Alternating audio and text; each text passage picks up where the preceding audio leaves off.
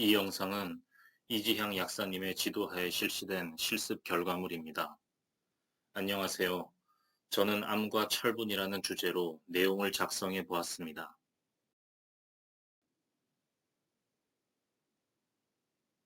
여러분은 영양제 하면 뭐가 떠오르시나요? 비타민, 미네랄, 철분, 아마 다양한 대답이 나올 것이라 예상합니다. 저는 영양제로 주로 비타민을 복용했습니다. 영양제 하면 비타민이라는 인식이 있었기 때문입니다. 혹시 여러분들도 그러신가요? 그러나 약국 실습을 하며 꼭 그렇지는 않다는 것을 알게 되었습니다. 바로 철분제 매출이 가장 높음을 알게 되었기 때문입니다.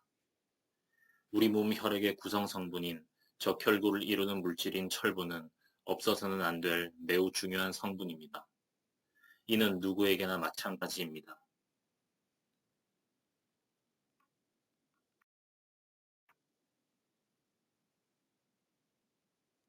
암에 걸려 항암 치료를 받는 암 환자에게도 철분은 반드시 필요한 성분입니다.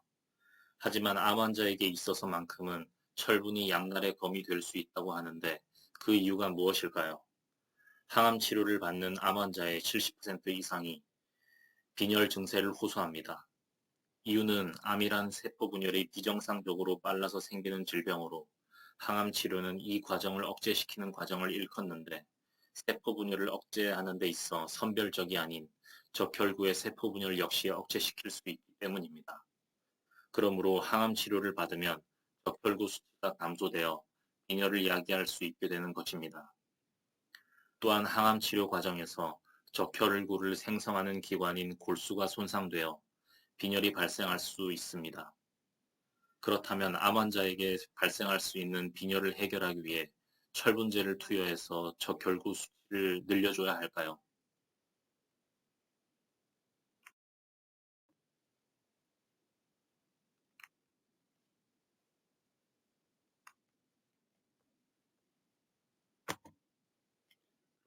입니다.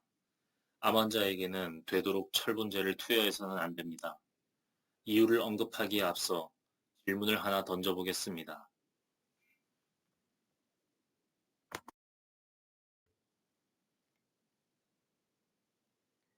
페리틴과 헤모시데린을 아시나요? 페리틴과 헤모시데린은 철분을 저장하는 창고에 해당하는 물질인데 암이 얼마나 진행됐는지 관찰하는 검사 방법으로 페리틴과 헤모시데린 검사를 합니다.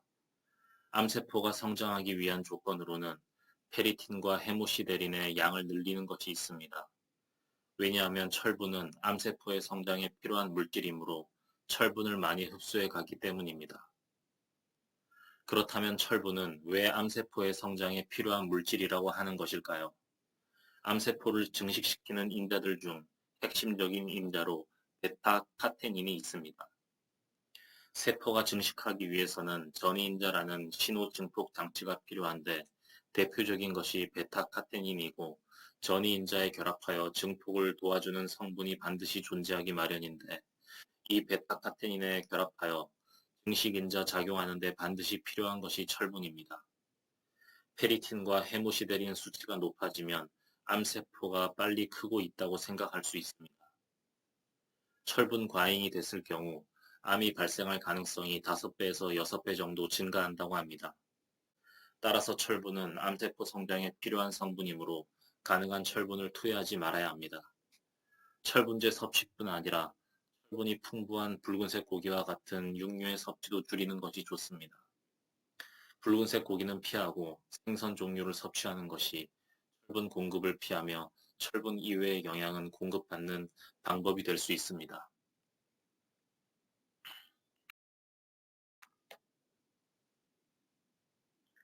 그렇다면 빈혈을 해결하기 위한 방법은 없는 것일까요? 그렇지 않습니다.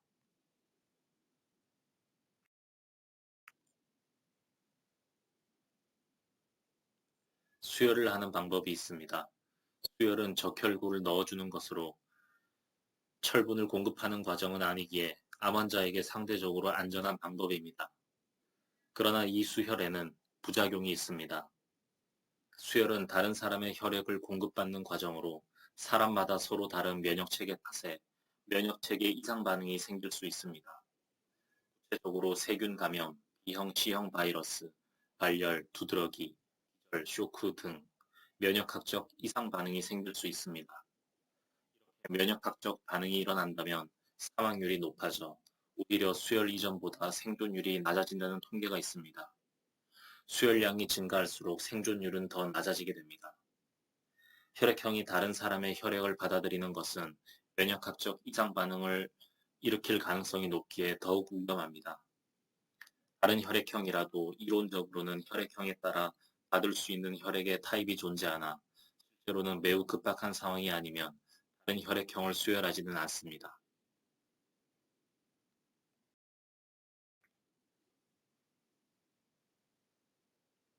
또 다른 방법으로는 적혈구 생성 촉진 인자를 투여하는 것이 있습니다. 철분 투여 없이 적혈구를 보충할 수 있어 꽤 많이 사용하는 방법입니다. 그러나 적혈구 과다 생성으로 인한 혈액 과다로 고혈압이 발생할 수 있고 피로 이상의 적혈구로 인한 혈전 등 혈관계 질환이 생길 수 있습니다. 혈전이란 피가 떡처럼 끈적해진 형태가 되는 것을 의미하며 혈액순환의 방해 요인이 됨을 의미합니다.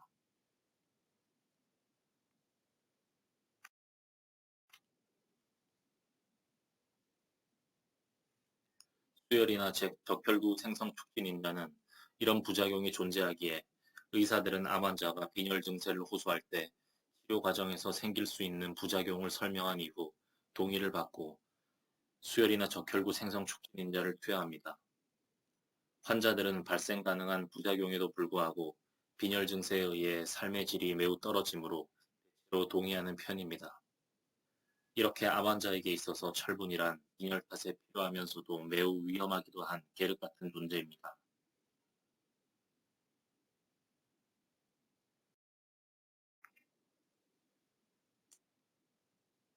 그렇다면 3분의 1이 암에 걸리는 시대에 어떻게 해야 암에 걸려도 빈혈이 발생할 수 있는 가능성을 조금이라도 줄일 수 있을까요?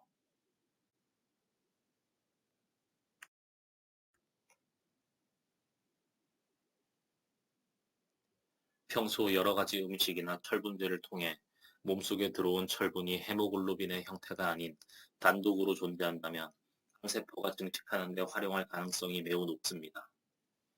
비타민C와 엽록소, 스피루리나를 함께 복용하는 것이 방법이 될 수 있는데요. 비타민C를 복용하면 비타민C가 철분을 체내로 흡수하게 하는 원동력으로 작용할 수 있습니다.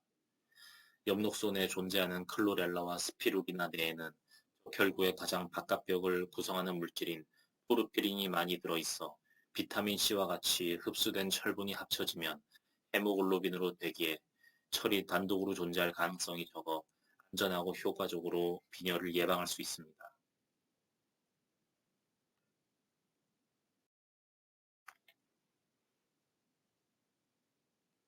우리나라 인구 3분의 1이 암에 걸린다고 합니다.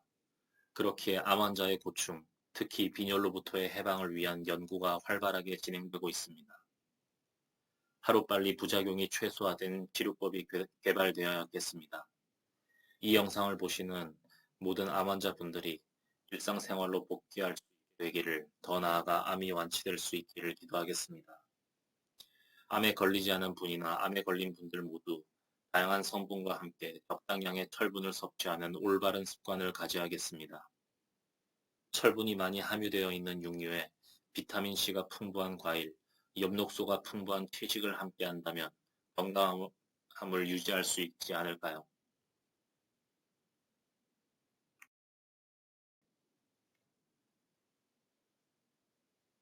시청해 주셔서 감사합니다.